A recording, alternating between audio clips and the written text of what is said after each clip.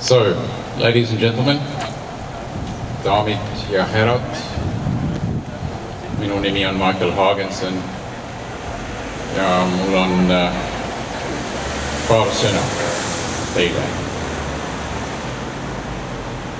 Paar kuud tagasi abilinnapea Sixten Sild küsis minult, et kas on võimalik, et minu avakõne oleks eesti keeles.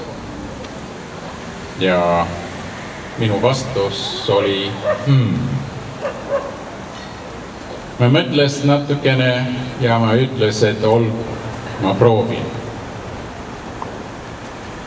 Ja siin ma olen ja ma proovin. Minu kalendris täna on väga tähtis päev. Täna on päev, mil ma pean avama teise kilomeeter skulptuuri. See tähendab, et täna lõpeb üle 10 kuu kestnud tööperiood.